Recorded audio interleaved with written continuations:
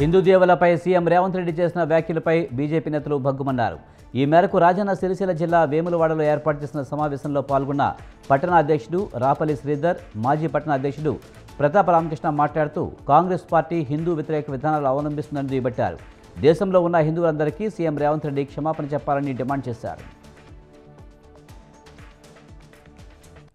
హిందూ దేవులపై అనుచిత వ్యాఖ్యలు చేసిన ముఖ్యమంత్రి రేవంత్ రెడ్డి క్షమాపణ చెప్పాలంటూ వరంగల్ జిల్లా నరసంపేటలో స్థానికులు నిరసనకు దిగారు. ఈ సందర్భంగా వారు సీఎం రేవంత్ రెడ్డి దిష్టిబొమ్మను దగ్ధం చేయడానికి ప్రయత్నించిన వారిని పోలీసులు అడ్డుకున్నారు. దాంతో ఇక్కడ కొంత ఉద్రిక్తత నెలకొంది. హిందువుగా పుట్టి హిందూ దేవులను సీఎం రేవంత్ రెడ్డి విమర్శించడం హాస్యాస్పదమంటూ పలువురు విమర్శించారు. కర్నూలు జిల్లా ఆదోనికి చెందిన 16 గ్రామాలను వేరు చేయడానికి వీల్లేదంటూ స్థానికులు నిరసనకు దిగారు. ఈ మేరకు R&B గెస్ట్ హౌస్ వద్ద 16 గ్రామాల ప్రజలు బైఠాయించారు. కలెక్టర్ డాక్టర్ సిరి సమాధానం చెప్పాలంటూ డిమాండ్ చేశారు.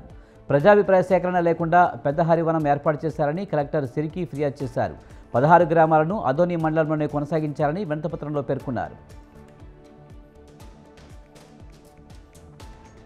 ఆంధ్రప్రదేశ్ రాష్ట్రం శ్రీ సత్యసాయి జిల్లాలో భాగంగా ఉన్న హిందూపురాన్ని ప్రత్యేక జిల్లాగా ప్రకటించాలని EIMIM డిమాండ్ చేసింది. ఈ సందర్భంగా ఏర్పాటు చేసిన ప్రత్యేక సమావేశంలో పాల్గొన్న టౌన్ ప్రెసిడెంట్ ఇమ్రాన్ మాట్లాడుతూ హిందూపుర ప్రజలు దీర్ఘకాలిక ఆకాంక్షలను గౌరవించి పరిపాలనా సౌలభ్యం కోసం ఈ డిమాండ్ను ముందుకు తీసుకువస్తున్నామన్నారు. టీడీపీ ఎమ్మెల్యే నందమూరి బాలకృష్ణకు ఈ అంశంపై పలుమార్లు తాము విజ్ఞప్తి చేస్తామన్నారు. వికారాబాద్ జిల్లాలో నిర్వహించనున్న గ్రామ పంచాయతీ ఎన్నికలు సజావుగా సాగేందుకు ప్రజలు సహకరించాలని ఎస్పీ స్నేహ మెహరాబ్ కోరారు. ఎటువంటి అవాంఛనీయ సంఘటన జరగకుండా చర్యలు తీసుకున్నట్టు తెలిపారు. ఈ మేరకు జిల్లా సరిహద్దుల్లో పోలీస్ చెక్పోస్టు ఏర్పాటు చేసినట్టు పేర్కొన్నారు. ఎన్నికల సమయంలో రూల్స్ను అతిక్రమిస్తే చట్టపరమైన చర్యలు కఠినంగా తీసుకుంటామని వార్నింగ్ ఇచ్చారు.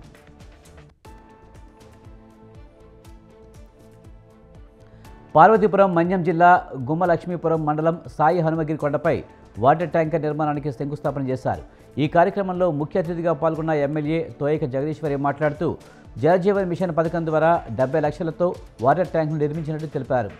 PBTG నిధులతో 90,000 లీటర్ల సామర్థ్యం గల ఓవర్ హెడ్ వాటర్ ట్యాంక్ ద్వారా మరో 3 నెలల్లో గ్రామమంతటా స్వచ్ఛమైన రక్షిత తాగునీరు అందజేస్తామన్నారు. పల్నాడు జిల్లా సత్తెనపల్లి మండలం బురగకొండలో రైతన్న మీకోసం కార్యక్రమాన్ని ఘనంగా నిర్వహించారు. ఈ కార్యక్రమంలో ముఖ్య అతిథిగా పాల్గొన్న ఎమ్మెల్యే కన్నా లక్ష్మీనారాయణ, జిల్లా పార్టీ అధ్యక్షుడు కొమ్మాలపాటి శ్రీధర్లు మాట్లాడుతూ రైతులకు అందాల్సిన అన్ని సంక్షేమ పథకాలను సకాలంలో అందేలా డిపార్ట్మెంట్లను పనిచేస్తున్నామన్నారు. కోనసీమ తిరుమల వాడపల్లి శ్రీ వెంకటేశ్వర స్వామి వారిని ఏపీ హైకోర్టు జడ్జి జస్టిస్ వి గోపాలకృష్ణారావు కుటుంబ సమేతంగా దర్శించుకున్నారు. అధికారులు వారికి ఆలయ మర్యాదలతో స్వాగతం పలికారు. స్వామివారి దర్శనానంతరం పండితులు వేదాశీర్వచనం, తీర్థ ప్రసాదాలు అందజేశారు. ఈ సందర్భంగా వారు మాట్లాడుతూ దేవభక్తిని అలవర్చుకోవడం మనసుకు నెమ్మదిని, శాంతిని కలగజేస్తుందని అన్నారు. డిసెంబర్ 7న నిర్వహించనున్న ఇస్లామిక్ ఆధ్యాత్మిక మహాసభకు హాజరు కావాలంటూ ఎమ్మెల్యే వంశీకృష్ణ శ్రీనివాస్ను కమిటీ సభ్యులు ఆహ్వానించారు. ఫుర్ఖానా మసీద్ కమిటీ ఆధ్వర్యంలో నిర్వహించనున్న ఈ సభకు ఎమ్మెల్యే వంశీకృష్ణ ముఖ్య అతిథిగా హాజరు కానున్నట్లు కమిటీ సభ్యులు తెలిపారు. ఈ సందర్భంగా ఆయన ఇస్లామిక్ సదస్సు పోస్టర్ను ఆవిష్కరించారు.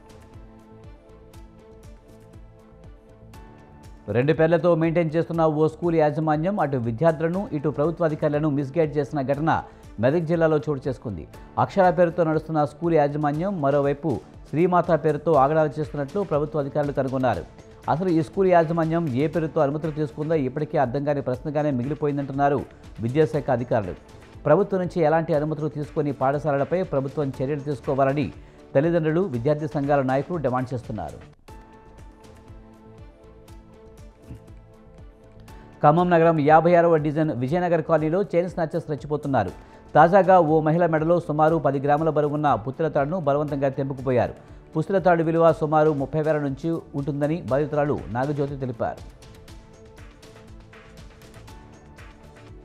ప్రకాశం జిల్లా త్రిపురాంతకం మండలం రాజుపాలెంలో విషాదం నెలకొంది. సాగర్ కాలువలో ప్రమాదవశాత్తు జారిపడి సురేంద్ర అనే యువకుడు గల్లంతయ్యాడు.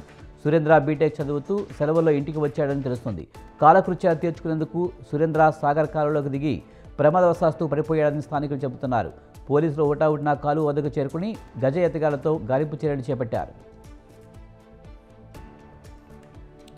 కర్నూలు జిల్లా ఆలూరు నియోజకవర్గం దేవరగట్టు హుండీ లెక్కింపులో అద్భుతాలు చోటు చేసుకున్నాయని దేవాలయానికి వస్తున్న ఆదాయం నేతల జేబుల్లోకి వెళ్ళిపోతున్నాయని ఆలయ కమిటీ ఆవేదన వ్యక్తం చేసింది.